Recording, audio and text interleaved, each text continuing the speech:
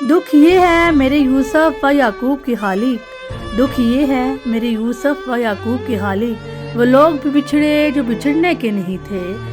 اے بادِ ستم خیر تیری خیر کہ تو نے پنچھی وہ اڑائے کہ جو اڑنے کے نہیں تھے۔ تم سے تو کوئی شکوہ نہیں چارہ گری کا، تم سے تو کوئی شکوہ نہیں چارہ گری کا، چھوڑ یہ میرے زخم بھرنے کے نہیں تھے۔ اے زشت ادھر دیکھ کہ ہم نے تیری خاطر وہ دن بھی گزارے جو گزرنے کے نہیں تھے۔ کل رات تیری یاد نے طوفان وہ اٹھایا، کل رات تیری یاد نے طوفان وہ اٹھایا، آنسو تھے کہ پلکوں پہ ٹھہرنے کے نہیں تھے۔ اے گردش ایام ہمیں رنج بہت ہے، اے گردش ایام ہمیں تو غم بہت ہے، کچھ خواب تھے ایسے کہ بکھرنے کے نہیں تھے۔